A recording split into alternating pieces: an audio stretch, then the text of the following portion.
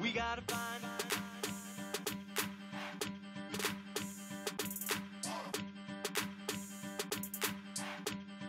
Now what do we do? That's the first clue. Now what do we do? That's the first clue. We gotta find.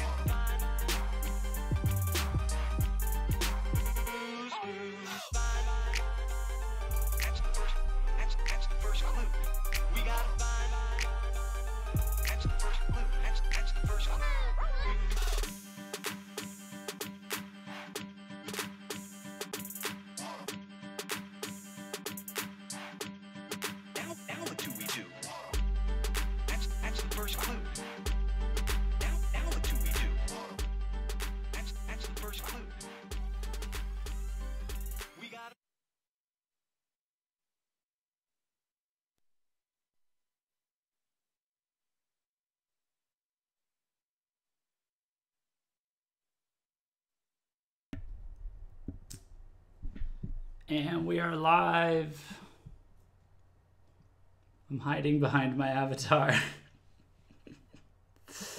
What's up, everybody? Welcome to VKH Live After Hours. Special Murder Mystery Edition. You guys may not know this. I don't think we've mentioned it before, but Winona and I are going to do a stream at some point where we're going to talk about what went wrong with Western rock music and what's going to bring it back. And I decided that in order to gather my thoughts, I'm going to need to gather some clues. I'm going to need to do some investigation. I'm going to need to figure out the great whodunit. I need to solve and find the killer of Western rock. So I might do a couple of these just to kind of get my thoughts out there, especially based on recent events and things like that. This was a recent event that came up, and it kind of got me thinking, about, who what the cause of the death of Western rock was. So, and I think it's fair to say death, by the way. Like it's been pretty bad for a while. So it's not the band itself on screen that you're gonna that you see here, but I'll change the title afterwards. I just wanted to keep it a secret. But basically, suspect number 1 has been identified. By the way, I don't have the chat quite working yet, so I put the Discord on screen. If you go to After Hours VIP table and memes in the Discord, the chat will show up there. Otherwise, I've got them both up. So, howdy everybody. So, suspect number 1 for what in the murder of Western rock music is nostalgia.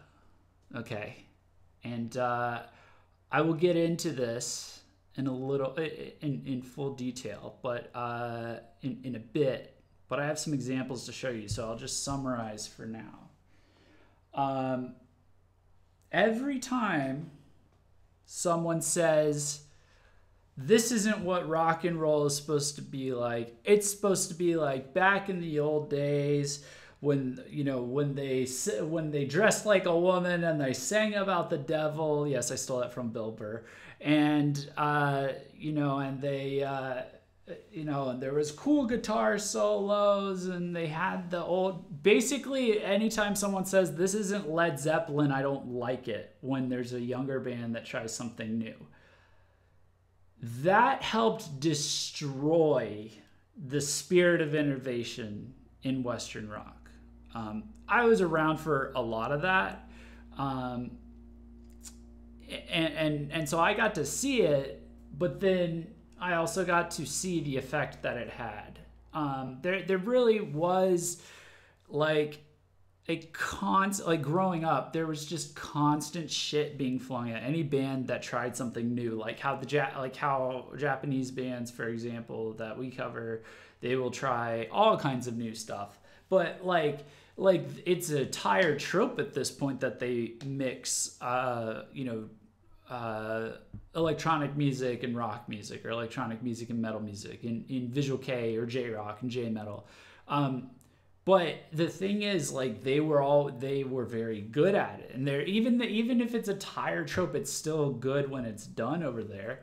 The thing with Western bands is that when they tried it, they arguably tried it first, but they never were able to get good at it, most bands were never able to get good at any sort of experimentation like that, save for like huge bands like Linkin Park, who eventually kind of lost it. And then Slipknot, I think, is a great example of an exception to this, where they just really stayed constantly kind of experimental.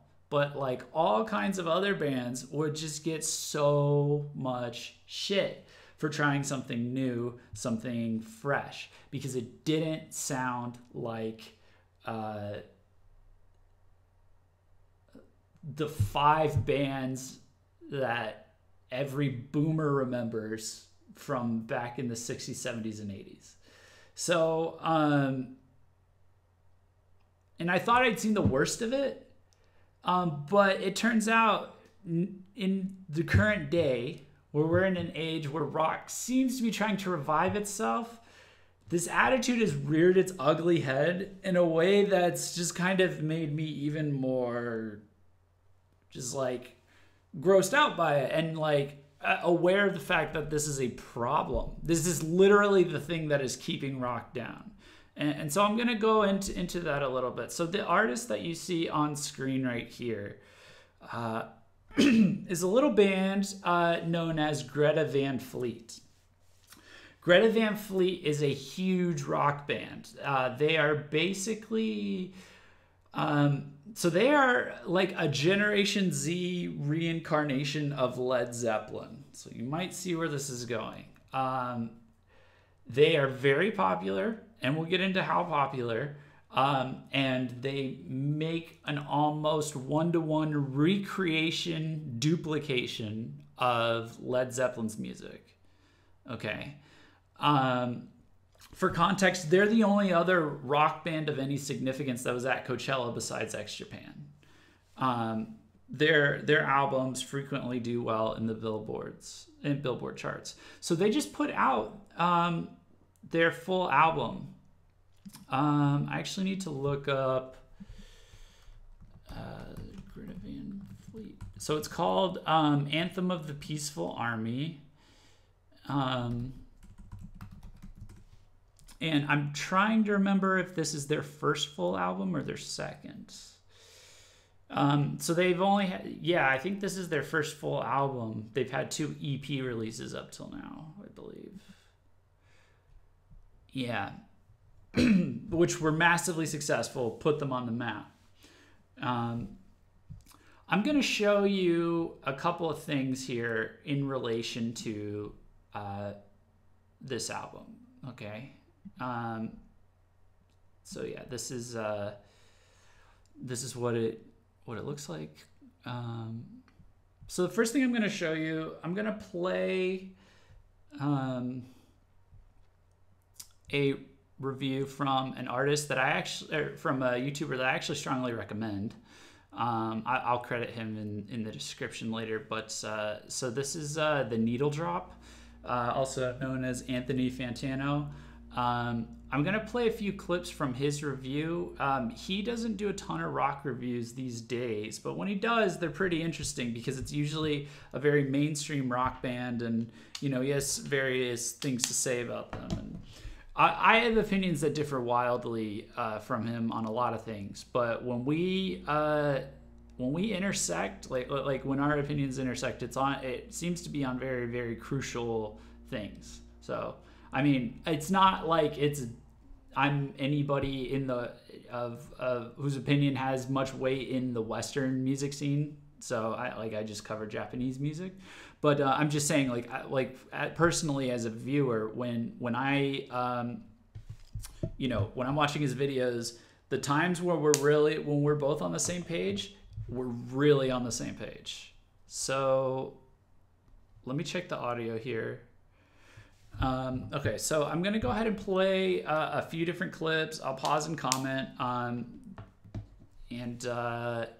Yeah, so this is just going to set the stage. So this is a review. Already you can tell. Greta Van Fleet's Anthem of the Peaceful Army, not good. Okay, so let's get into it. This new Greta Van Fleet album, it's not good. The brand new full-length album from Michigan band Greta Van Fleet. Given my feelings on the band's previous material and my negative takes on nearly every track that has been released prior to the drop of this album, along with some very notable and negative reviews this album has received since it was put out, you might have seen this video coming. But I have a feeling that this is going to be a very different not good, because Greta Van Fleet is a unique band in a unique situation. This is not like most videos in this series where I will just totally rip on an album because the production is garbage, the singing is some of the worst that I've heard this year, and the instrumentals or the performances are just That is actually very much the opposite for Greta Van Fleet. When it comes to musicianship, I'm not going to say this album is the moon and the stars or anything, but these guys are very capable. They play pretty freaking well. And the production is actually pretty tasteful by modern rock standards. It's nowhere near as squeaky clean and soulless as what you might find on like a Imagine Dragons album. There's a nice human touch. There's a cool organic quality to it, even if sometimes it does come off slightly bland. So yeah, the production, musicianship, the performances, they're not really all that bad. Sitting down and listening through to this entire album, while there are a few duds in the track list, it's actually pretty pleasant, not excruciating by any stretch of the imagination. But the headache that Greta Van Fleet gives me is more of a contextual one. Now, if you didn't know up until this point, Greta Van Fleet is pretty much a hard rock band, mixing groovy bass and drums with wild guitar riffs and leads and soaring bluesy vocals. Very much a 70s throwback, and a quality one at that, in that there is a lot of attention to style and detail. But Greta Van Fleet in this album are not just merely some 70s hard rock pastiche. The ideas and the sounds and the influences behind the music on this album are so dead specific. You could really whittle Greta Van Fleet's pretty much their entire sound down to one band, and that's Led Zeppelin. I mean, of course, there are some elements of songwriting and musicianship where they fall painfully short, but honest to God, there were deep cuts on this thing that if you told me they were a long-lost Led Zeppelin B-side, I might just believe you. The Imitation literally goes that far. I mean, The Imitation went too far on the band's previous release already, and it seems like with the years that they've had to hone their sound and the increase in production quality, they have only spent this time, this effort, this money in emulating Led Zeppelin's sound further, only becoming even greater of a ripoff. But there you go. Only becoming even greater of a ripoff. Yeah, okay, I'm gonna fast forward through this. I don't want to just play his whole video, even though I'm pretty sure he is fine with showing different videos, but I'm just trying to give you context from someone who has much more experience with reviewing these kinds of bands. But as you can tell, so it's like, so that's why I want to specify. It's like they're not bad musicians. It's just they're very bad artists, or they're very good rip-off artists, basically. And this was like a new level of innovation in nostalgic bullshit to a degree, because it's like there has not been a band that has so accurately recreated Led Zeppelin before. And when they started out, by the way, like I was not shitting on them at all. Like I was not trying to give them any like crap. They're young guys, just let them do their thing and figure things out. But it's been like a year and a half, and by all accounts, as I will show you the other accounts. I will show you the Metacritic average of the accounts. Like it is such a they have opted to go in such a nostalgia flavored direction that it's painful. Like it's it literally is his main sticking point in this review. And then we're gonna see what impact that had. So yeah, this might be a depressing stream a little bit, but I'll try and spice it up by ranting extra hard. Okay, gonna start right around 4:15. The band has decided to base their creative output on the vision of a single music act. And again, that's Led Zeppelin. There are maybe a few parts on this album where a guitar lick or a vocal riff might sound a little bit like Geddy Lee or a little bit like an Aerosmith track, but for the most part, this album just sounds like a bunch of Led Zeppelin cuts, to the point where Greta Van Fleet is a cover band, but without the covers. As the quality of the songs on this record are okay, but weren't nearly good enough to make the cut of great Led Zeppelin albums like 3 and 4 and Physical Graffiti. There's nothing on this album that goes toe-to-toe with A Black Dog or A Stairway to Heaven or even a Communication Breakdown in terms of performance, musicianship, wild energy. So the band's own mission to emulate this sound in a way has failed, as the end result here doesn't really entice me to listen to the album over again, but rather it just feels like I'm pre-gaming to go listen to an actual Led Zeppelin album, because whenever I put this on, that's pretty much what I'm in the mood to do. Despite, again, the musicianship on this thing not being all that bad, and I do find it pretty impressive that the lead singer on here has literally mapped out Robert Plant's whole vocal range in his vocal cords. It's impressive, the imitation level. It's just the artistic merit, like you said. It is nowhere. It's not going to be. The songs themselves are never going to be. Are not on par with Led Zeppelin's songs. And that's the problem with this mentality that people have. This I call it Boomer K. Like, it's really Boomer Rock fans. Like, I had the Boomer K thing where it's like, X Japan and Lunacy, Visual K, classics, like, that was some real good music. Okay.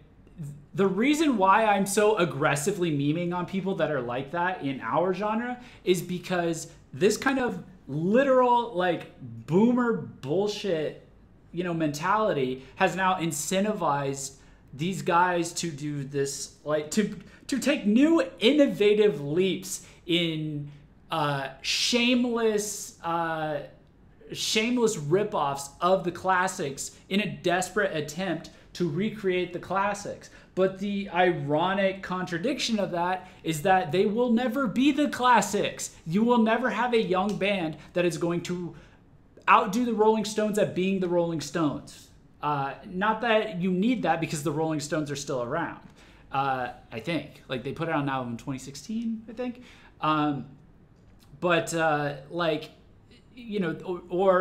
Pick a band like Kiss. Like, there's no point in doing it. It's literally futile. So for these old fucks to literally, like, constantly whine about, like, this isn't real rock music, it's like, no, it is. It would be fake rock music if they were trying to sound like the 5 bands you grew up with. Irritates me to no end.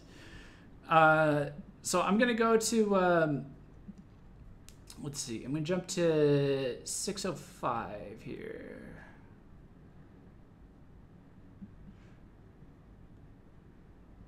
Again, sometimes I agree with his reviews, sometimes I don't.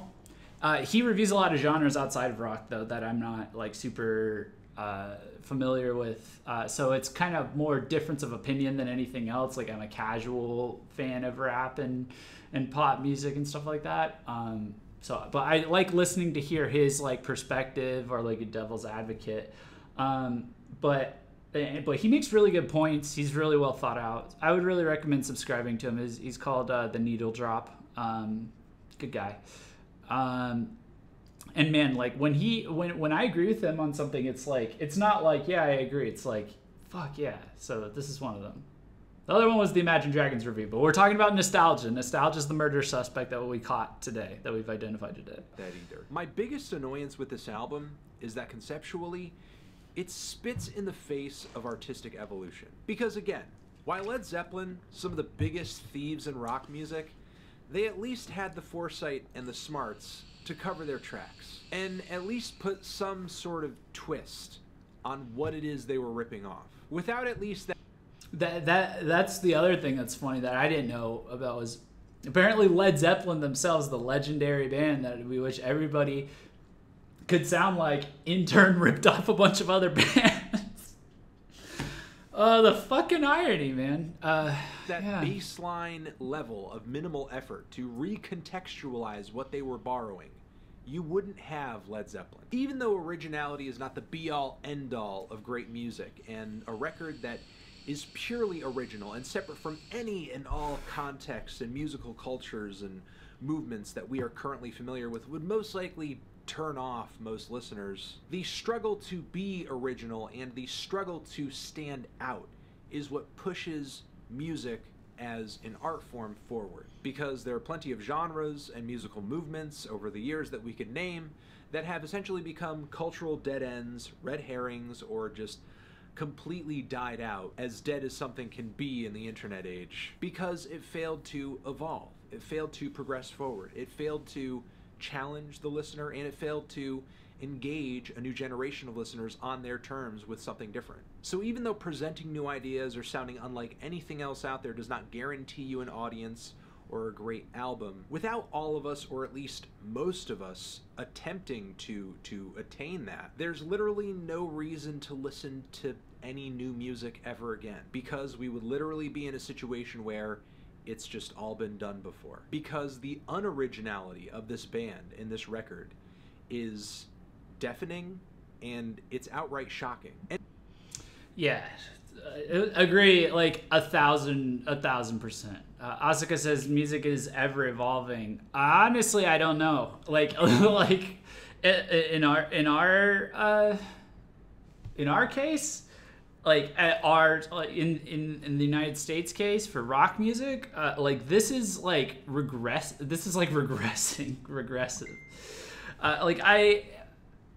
He really does, like, I really do agree with his point that, like, what's the point of listening to new stuff if, like, you're just going to be redoing old stuff, not trying new things. By the way, I was dead serious, like in the Dad Aroma stream. If you want to try and create something new, like if it's like artistic or like art or music or invent something, literally anything, and you're just really stuck on like how to like do something innovative, quote unquote, or that can be described as innovative, I was dead serious. Pick two things that already exist that have never been put together and put them together. Like that's the one that's like the easiest.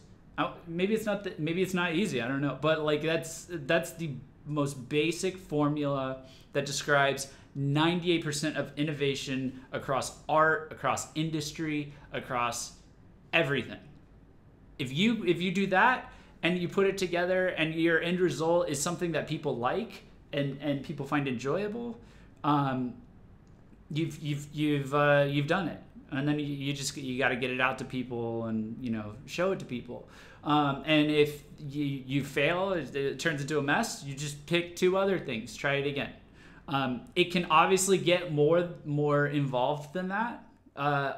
But if you start there, that's literally like for the tech industry, like I was saying, that's every app is like two other ideas combined. Like I said in the Dataroma stream, like all Uber is a food order app meets taxis. Nobody had done that before, but that was the only new thing that it was. It was two old things put together, and now that company's worth billions of dollars. But and like even like a lot of the successful experimentation in JRock is like, it's been a lot of it's been done before, but not in the particular way. It just not in the particular flavor that it's been done. That's why the rock and electronic music trend had such long, just had such a long stamina in terms of being a trend. So people kept finding different ways to like mix it together. They were like, I can use trance, I can use techno, I can use trap, I can use house, I can do all, I can use pop rock, punk rock, hard rock, metal, alt metal, heavy metal, metalcore. All kinds of different combinations like that. I can produce it so that the electronic music's just added in the background. It can be the priority. It can be, maybe we can try for 50-50. So you could, in something like music, you could arguably take a formula of two things that have been put together already by another artist and just do it in a different, and put it back together, and just pull it apart and put it back together in a different way. Like that's all you have to do is what I'm saying. Like it's not, it's really not that, it's not as complicated as people like to make it out to be. And at least I won't speak for artists or musicians or anything like that. I'm sure it happens in their industry. I know in the tech industry, there's a lot of like, oh, you have to be creative and, brilliant and inspired to innovate and create. And it's like, no, not really. You just have to have a good idea, personality, and then drive like something that reflects your personality, meet a need, make something that, make sure it's something that like meets a market or and then have the drive to like get it out there. And I see that with music a lot. So next in line, Trap Gent. Yep, bring it on. I'm down. Wasn't that kind of what Mad by Jillica was? I mean, it was like the Gentcore version of Attila, like the party metal, but it's like they perfected it.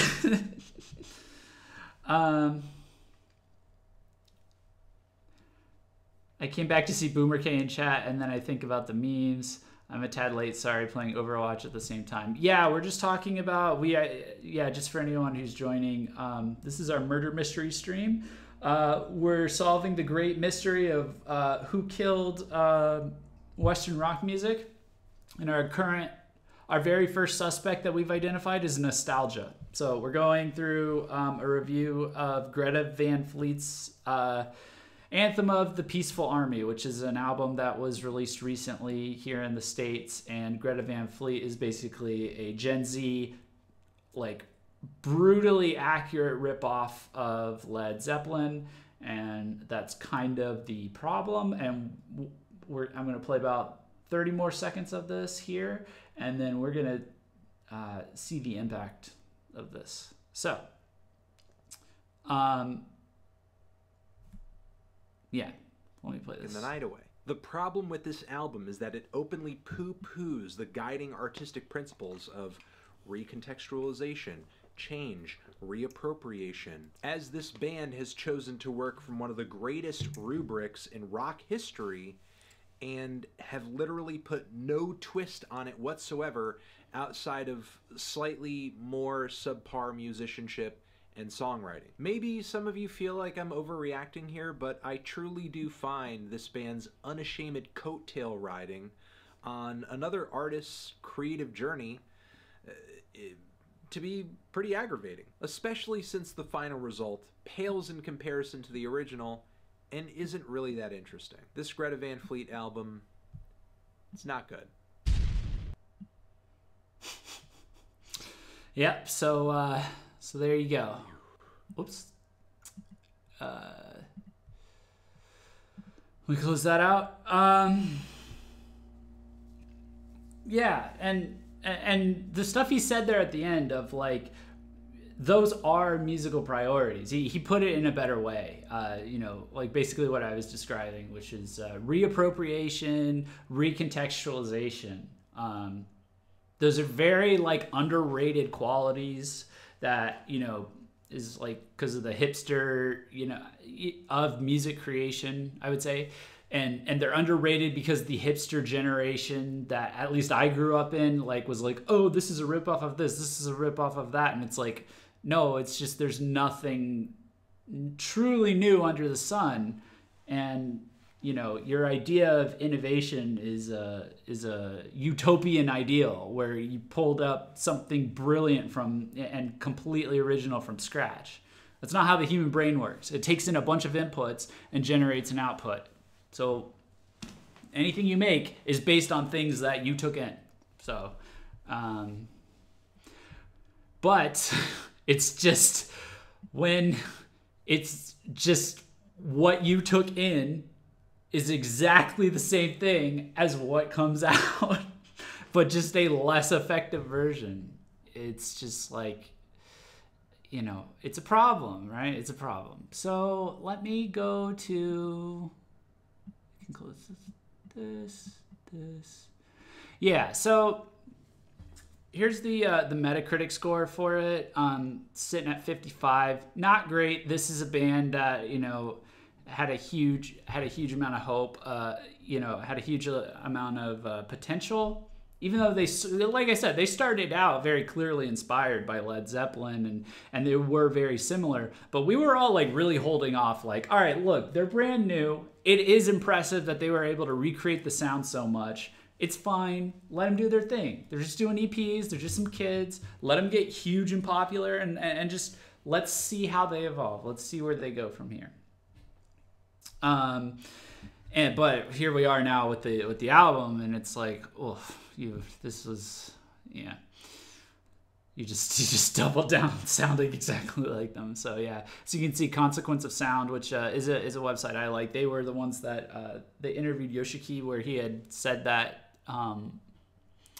the new X album is coming out this fall. So, but yeah, are we still in fall? Chicago Tribune, Pitchfork roasted him. So yeah,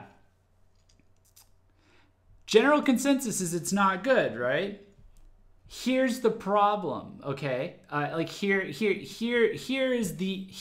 is not the bad part, okay? This is the bad part. Top rock albums on Billboard, November 3rd, 2018, peaking at number 1, Anthem of the Peaceful Army by Greta Van Fleet. Okay?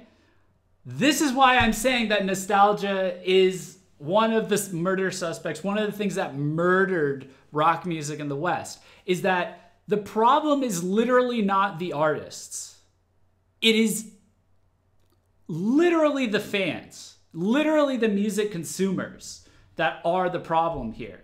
Whoever it is, I don't know if it's just boomers being boomers and that's just applying to rock music now, but whoever it is that's been spewing this bullshit of, this doesn't sound like, things from 50 years ago, it has taken root. And so now when you have the ultimate ripoff of a tragic, just like a new level of derivative, in terms coming from, a talented group of bands, the kind of album that should be shunned, that should be, punished, by the market, it's rewarded. It's put at number 1. Okay. So I don't know what the fuck is wrong with people in our country that listen to rock music. They're not rock fans, okay? If all you listen to is old music and you want the new stuff to sound like the old music, you're not a rock fan. You're, you know, not in the modern context. And the modern context is really all I'm interested in at this point, because I've had it up to here with listening to people talk about the old music. You're an oldies fan. You're an oldies fan. You like old music. That's literally all you like. You probably like Madonna instead of like Ariana Grande. You probably, you know, you probably compare every rapper and his brother to Tupac. You know, like you just like old music. You're not a rock fan. But apparently there's a ton of you, and you're all buying regurgitated garbage. Even though it's universally panned by critics. So this is where we're at. Viewing it in context here. You know, just to add some, is this, what is this? Did I get an ad? Okay, here we go. Yeah, here's the, how do I see that? Oh, here we go.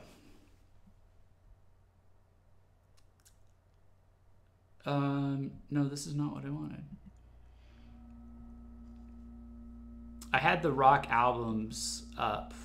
I think an ad reloaded and fucked up a lot of stuff. Let me get back to where it was. It may have been on Billboard itself. Yeah, it was the Billboard 200. Even worse. Even worse. Even worse. It wasn't just the rock. It was the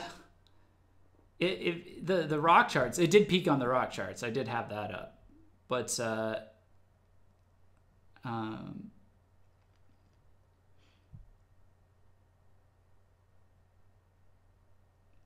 me see. Yeah, it's number 3 here. I guess the stats are off a little bit. Let me go to the rock. Rock charts if I can. Billboard, what happened to you? Yeah, this website is rough. Yeah, okay, here we go. Let's see what was number 2. What was number 2 that debuted? Oh, the Disturbed album. A new Disturbed album.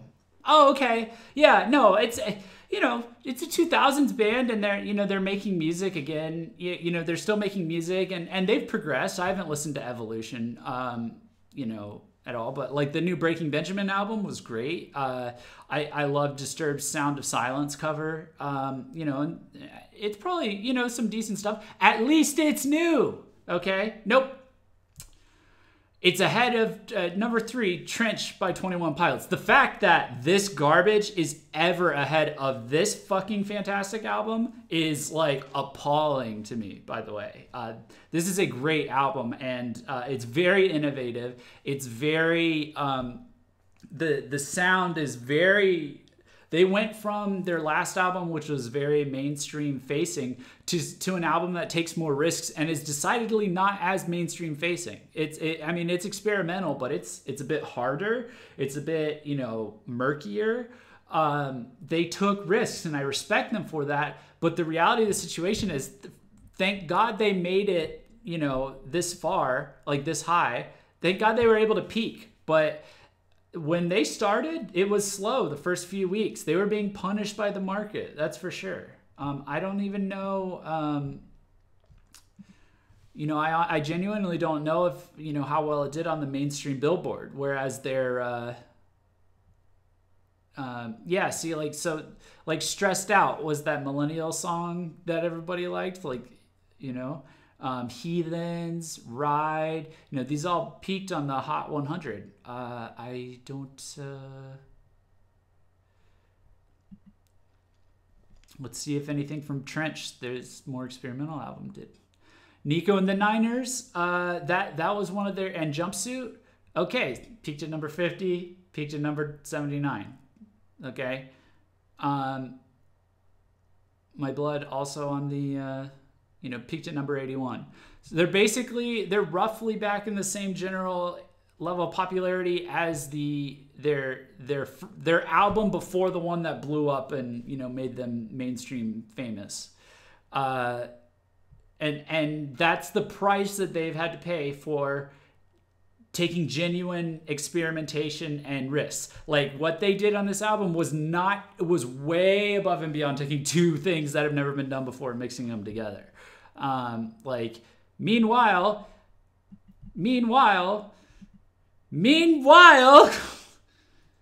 you have this being rewarded right at number one. This just came out. It's unbelievable. And I don't know what to do. I think we've been too light on these people. I think the people that spread this idea, I think we've been too nice to them. I think they've always been grouchy and judgmental. And I think we've, maybe those of us who found more niche music in other countries, music that we think pushes the bar a little bit, pushes the genre, whatever genre it's in, like, ahead. I think we've been too timid because we're worried that people won't like this cool thing that we found. I know, like, me personally, the last year and a half, 2 years, I've gotten very blunt about how I feel about stuff. I used to be like, oh, my Japanese rock music, it's weird, it's different, it's it's this, it's that, it's an alternative, it's whatever people are into. No, not anymore. It's better. It's objectively better, okay, than US rock. It's better in almost every measurable way. It's fresher. It's I prefer Western production value in general, but when it comes to producing rock music, the Japanese seem to be the Japanese seem to be the ones that do not fuck it up, like, compared to us. If there's a hint of pop music in a track and then you give it to a Western producer, he just ruins it. And now the Japanese producers are learning how to produce like Westerners. So they're going to be beating them at their own game pretty soon.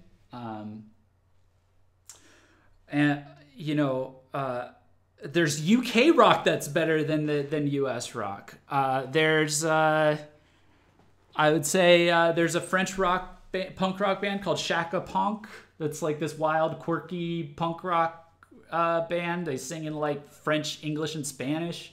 They're like 10 times better than like almost any band coming out of the States.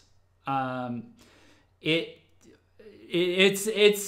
an abomination, and I try never in my like in our field, which is Japanese rock and visual kei, we try never to blame the fans, because usually the fans have the final say. Like, you are the customer, what you say goes, and these guys are doing it for you, are making music for you anyway. So like we don't like cast judgment on anybody's taste in music, really. But here in the States, it's gotten so bad that yes, I do blame the fans. Okay. Yes, they are so consumed by various things that have proven to be toxic to rock music, but specifically one of them being this nostalgia fetish, and they've and it's allowed them to just they pass on like more innovative music. I have to talk to visual kei fans and J-rock fans to get good recommendations for Western rock music, okay, and metal music. Mostly rock music though. Like it's like I would have to like pull like all of you guys and like see and pull out the one or two rock bands, specifically talking about rock music. Metal's a lot easier, but like that you guys might know or found in the States that's like pretty cool, pretty interesting, and carefully curate this collection of decent rock music, because I wouldn't listen to the Western fans, to the US fans, and the reality of the situation is that this isn't the first thing that this has happened to, here in the U.S. market, if you think there's a moral issue with McDonald's being so prevalent, fast food being sold in schools, or being given out in schools, like sugary substances, stuff like that, messing up kids really young. Obviously America has an obesity problem. You can blame the company. You can also blame the people that continue to demand and consume their fucking product. They're garbage, uninspired, unhealthy, uninteresting, destructive product. You can blame the citizens as well, the consumer as well. I didn't think that was a thing you could do. I didn't think that was a thing you could do, at least in music. I always had an issue with blaming the customer, blaming the fan. I think that's usually a very elitist kind of shitty thing to do. They're the person spending the money, but it turns out it takes a lot more bullshit from them. But apparently it's achievable that you can have so many fans in of a genre in a region just making objectively stupid purchasing decisions because their priority is not new, fresh music that's advancing the genre to something new. They just want Led Zeppelin. They just want Rolling Stones. They just want this. In which case I would say you're not a rock fan. You're an oldies fan. Okay? There was a time I was tolerant of this. When it comes to Visual K and J-Rock, still tolerant of it. Because there's plenty fresh, plenty interesting, plenty of new stuff, plenty of old stuff, plenty of old bands trying new things, plenty of new bands revisiting old sounds. Great. It's fine. But when it comes to the West, no, we're foot down. My foot is down. You're not a rock fan. You're an oldies boomer music fan. Change the channel from 99X or whatever rock station it is. Go find the 70s. Fuck off. Stop ruining my Western bands.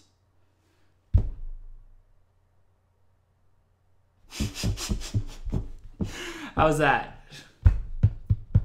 So that's I guess that's gonna be my rant. So that's suspect number one identified is nostalgia. There's other suspects I have. Really I wanted to make these really these were not supposed to be very professional streams. Winona and I really are planning a very special stream in the future about, the state of Western rock music compared to Eastern rock music and what we think the new global trends are going to be and things like that. And a big part of that is figuring out what the hell went wrong with Western rock. So I might do one or two more of these. Let me know in the comments or wherever if you like this. Because I think it's a good way for me to kind of think about and vocalize my thoughts on it so I can kind of get the exact measure of what went wrong, figured out, at least from my side. Because it'll be good to go through, good to sort through, good to figure out. Because it's not just nostalgia that screwed up Western rock, obviously. There's the whole Imagine Dragons factor, obviously, which I'm whittling down to put a label on like nostalgia. But I'm working on that. That may be suspect number 2. There's definitely suspect number 3 could also be the Western music industry itself, copyright, record labels, that kind of a thing. They all require more research, but this is just my way of, as I find this stuff, I'm able to vocalize it a little, and it inspires an idea of identifying what went wrong. Maybe I can vocalize some of this. Let me check chat. Well, let me check Discord since that's on the screen first. Noir Tokino is staffing a con tomorrow. Damn.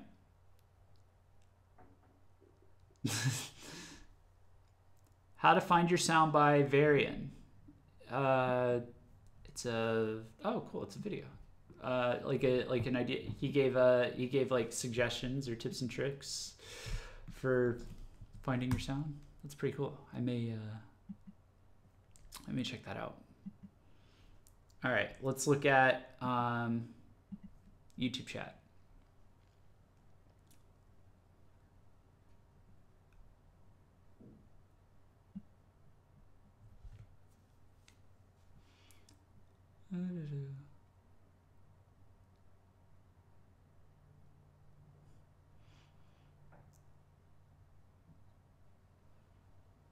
Listen, I catch as many streams as I can, but apparently I've still missed some things. Yeah. Well, we got a playlist. We have a VKH Live playlist and a VKH Live After Hours playlist. Great for work. Great to put on in the background and just kind of do work to. Especially if you're not sure which ones you missed and you don't mind replaying some of the stuff in case you forgot it, but then you stumble across the episode. You just kind of half listen to it. That's what I do for like a lot of live streams. If you're not watching it live, usually when people are replaying it, they're like half listening to it, and then as an interesting subject comes up, then they like start wholly listening to it. It's like radio. If you're into the stream enough that you're watching it live, though, that's a whole other experience. So. The Gentcore version of Attila is a sentence I never thought I'd hear. You never know what's going to happen on VKH Live with Visual K in general, though. And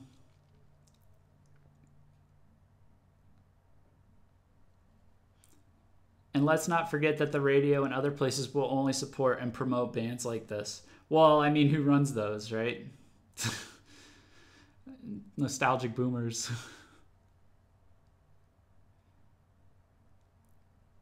I loved Jumpsuit. Yeah, same. The whole album was really interesting. Jeff gets heated the stream. Yeah, it happened. You know, the other thing about fans in the States, a lot of them are casual fans, so they just listen to whatever's on the radio and not get really into it themselves. Yeah, it's something I might look into as well. See if these are just like pop fans that are listening to this. Because I mean, the oldies rock music went mainstream for a reason. They had some sort of mainstream appeal, but so did other like newer rock bands like from the 2000s and stuff. I don't know. It's hard to tell. It's very obvious. I would say, at least on the face of it, it's pretty obvious where 70% of the draw is coming from, which sounds like Led Zeppelin.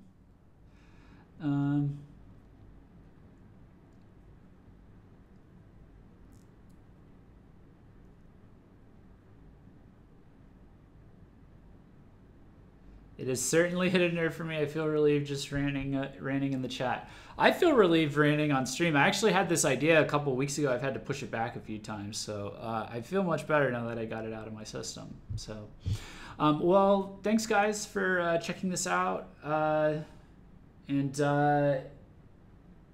will do more in the future. Got other after hours streams planned as well.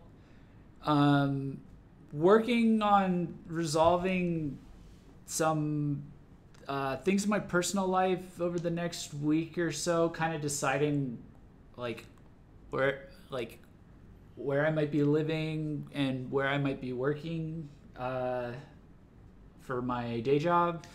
So I think a lot of that's going to get figured out over this week. So I may be gone. So I will probably be gone this week. Maybe have a stream on Monday. But, I will be back Saturday and also Sunday for a weekly live stream, which will be during Gray next week, and have a special stream planned for Sunday. You guys will like it. You guys are gonna like it. You guys are gonna like it a lot.